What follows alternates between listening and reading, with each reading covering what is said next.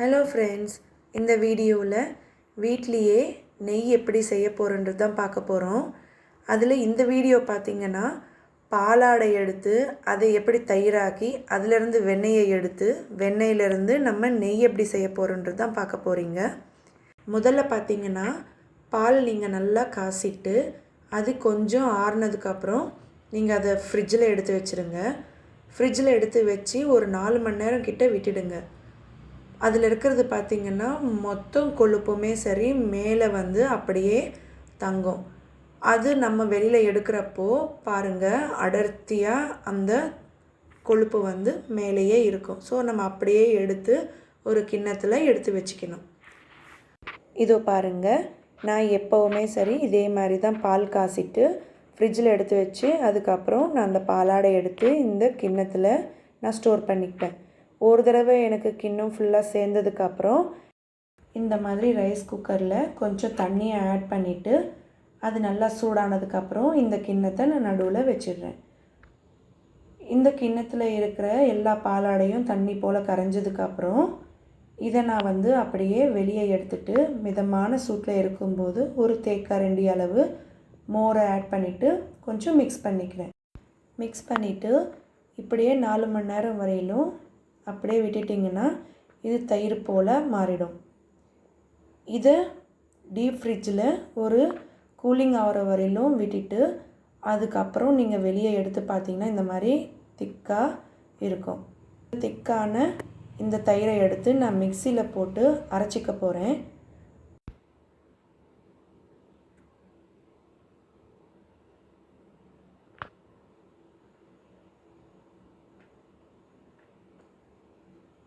மூடி போட்டுட்டு நான் மிக்சியில் அரைச்சிக்கிறேன்.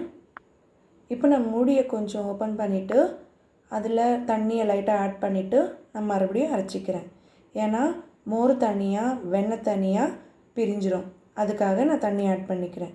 பாருங்கள், இதில் மோர் தனியாக வெளியே வந்துருச்சு, வெண்ணெய் தனியாக வெளில வந்துருச்சு. இந்த மாதிரி மிச்சம் இருக்கிறதையும் இதே போல் பண்ணிக்கோங்க.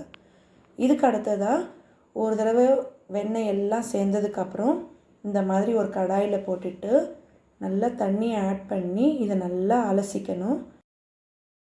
அலசுறதுக்கு முன்னால் நம்ம கையை நல்லா க்ளீன் பண்ணிவிட்டு இந்த ப்ராசஸை நம்ம ஸ்டார்ட் பண்ணணும். நல்லா அலசினதுக்கப்புறம் இதை நம்ம வடிகட்டணும். வடிகட்டும் போது ஜாக்கிரதையாக வடிகட்டணும். ஏன்னா இதில் இருக்கிற வெண்ணெய் கீழே சிந்தாத அளவுக்கு நம்ம பார்த்து வடிகட்டிக்கணும். இப்போது முதல் அலசல் முடிஞ்சிருச்சு. இதே மாதிரி இன்னொரு தடவையும் கொஞ்சம் தண்ணியை ஆட் பண்ணிவிட்டு மறுபடியும் அலசிட்டு அந்த தண்ணியை நம்ம வெளியேற்றணும்.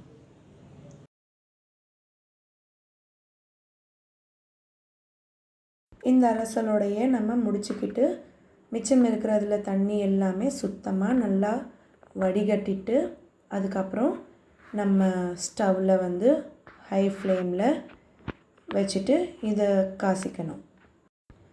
இதோ பாருங்கள், வெண்ணெய் எல்லாமே கரைய ஸ்டார்ட் ஆகிடுச்சு.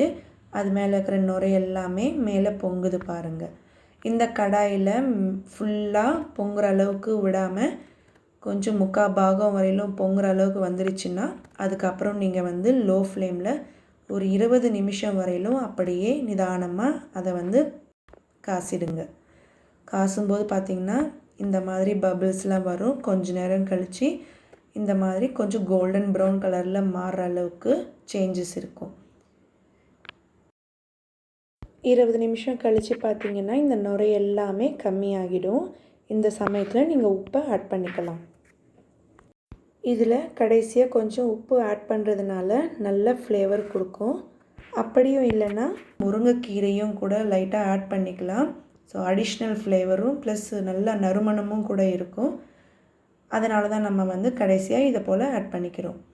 பாருங்கள், உப்பு ஆட் பண்ண உடனேயே நுரை எப்படி மேலே கொஞ்சம் இன்னும் அடிஷ்னலாக பொங்குது பாருங்கள்.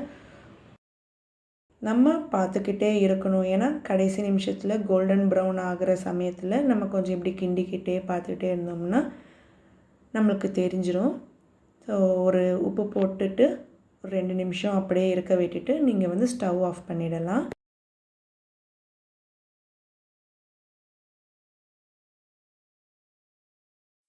பாருங்கள், நெய் நல்லா ஆறுனதுக்கப்புறம் ஈரமில்லாத ஒரு கண்டெய்னரில் நீங்கள் ஸ்டோர் பண்ணிக்கலாம். இப்போ நான் ஃபில்டர் ஆட் பண்ணிவிட்டு நான் நெய்யை வடிகட்டிக்கிறேன். வடிகட்டி முடிஞ்சதுக்கப்புறம் இதை நான் அப்படியே எடுத்து ஃப்ரிட்ஜில் எடுத்து வச்சுக்குவேன். எனக்கு இது கிட்டத்தட்ட ஒரு 6 மாதம் வரையிலும் அப்படியே எனக்கு கிடைக்கும். எப்பப்பெல்லாம் தேவைப்படுதோ அப்போது நம்ம கொஞ்சோண்டு வெளியே எடுத்து அதை காசிட்டு உணவில் ஆட் பண்ணிக்கலாம். இந்த நெய்யை நம்ம சின்ன குழந்தைங்களுக்கு உணவில் சேர்த்து கொடுத்தோம்னா அவங்களோட எலும்பு நல்லா வலுவடையும். ரெண்டாவது இது நல்ல எதிர்ப்பு சக்தியும் கூட தரும். ஸோ ரொம்ப விரும்பியும் கூட சாப்பிடுவாங்க. இதுவரையிலும் நம்ம பார்த்தது பாலாடையிலேருந்து எப்படி நம்ம நெய்யை காச போகிறோன்றது தான் பார்த்தோம். இதே மாதிரி நீங்கள் பாலாடையை பிரிக்காமல் அப்படியே காசின பால்லையே ஒரு தேக்கரண்டி அளவு மிதமான சூட்டில் இருக்கும்போது மோரை ஆட் பண்ணிட்டீங்கன்னா அது நல்லா தயிர் போல் மாறிடும். அப்போ நீங்கள் கடைஞ்சி எடுத்தால் கூட அதில் வெண்ணெய் கிடச்சிரும். வெண்ணெய் கிடச்சதுக்கப்புறம் இதே மாதிரி ட்ரை பண்ணி பாருங்கள். என்னோடய வீடியோ உங்களுக்கு ரொம்ப பிடிச்சிருந்ததுன்னா மறக்காமல் சப்ஸ்கிரைப் பண்ணுங்கள், லைக் பண்ணுங்கள், ஷேர் பண்ணுங்கள், கமெண்ட் பண்ணுங்கள். தேங்க்ஸ் ஃபார் வாட்சிங். Take care. பாய்.